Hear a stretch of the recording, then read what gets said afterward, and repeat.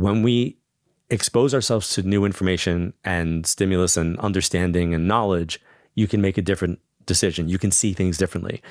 I believe everybody can develop their intuition. I believe everybody can develop their psychic abilities. And I think that they should on some level, not to do it for other people, but for themselves. With that, you will have the ability to be able to recognize energy from people who have crossed over as well. Not to do it for other people, but for yourselves. She meant, and I agree with her, people who are destined to do this work for the right reasons to do this work, the work picks you. You don't pick it. Wow. You know, I had a pretty amazing, a lot of times people thought I was maybe a psychic, or, you know, I had some gift or whatever. I know you don't like the word gift, but, you know, my grandmother, I knew like there was no reason she died unexpectedly. I mean, she had emphysema, but she was, you know, she was fine.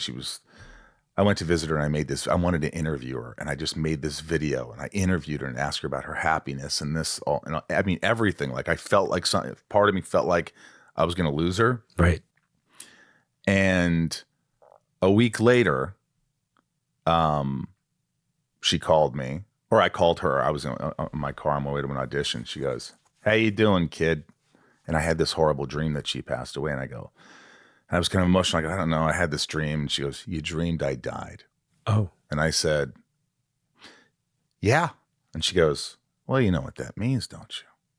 It means I'm going to live forever." And she goes, "Where are you going?" I go, "I'm on my way to an audition." She goes, "You know what? You're going to get this one." And she never said that. She was always someone who was just like, "Yeah, this business, I don't know." And she died a few days later. Oh. And my agent left a message while I just got back from the funeral. And I listened to my message and said, "You got the role of Smallville. You got the role of Lex Luthor." And that was the audition that I was going to. And then she came to me in a dream a week later.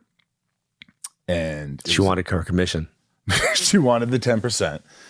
And I swear to God, gun to my head, I was in this beautiful library with those tall ladders and people. And it's beautiful. And she showed me, she goes, "Isn't this just beautiful?" And then she took me into this room, and there was this little spiral staircase. And I'm sure people have heard this before. And as I was starting to follow her up, she goes, "Mikey, you can't go up here." I swear to God, like it was yesterday. And she said, "I'm fine. Everything's good." Like in her own way, without saying like, "Don't worry, I'm going to be fine." She was telling me she was going to be fine. And I woke up crying, and it felt you had a visit. I had a visit. So earlier when we were talking about that, 1,000,000%, if you give me a lie detector right now, that's the dream. What age was she? She was 74. No, how did she perceive? How did you perceive her in the dream? I didn't perceive her as an older woman. Right. It was And what about the colors? How were the colors? You know, it's funny, as I'm colorblind, but I remember it was just, everything was beautiful and I could see color. Mm-hmm. And it was just, it was incredibly warm, like not physically warm, but the lighting, everything was just comfortable. I just felt really comfortable. I felt like I didn't want to leave. Right. You know what I mean? How beautiful that you had that experience. Oh, it was beautiful. And how beautiful that you trusted your own intuition to be able to go have that conversation, to interview her. Now you always have that. I have it. I just went to Indiana with I visited my mother and my sister, and I brought it and I showed it, and we just watched the video again. We watch it like every year, and it's really just beautiful. It captures. That's a gift. That's the gift. Right? Because it's the connection that you have. And I knew I needed to do that. You know, I did the same thing with my grandparents, my grandparents who passed. There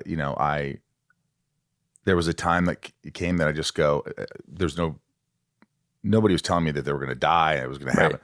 But I interviewed them, and just these long conversations, like an hour and a half of their life.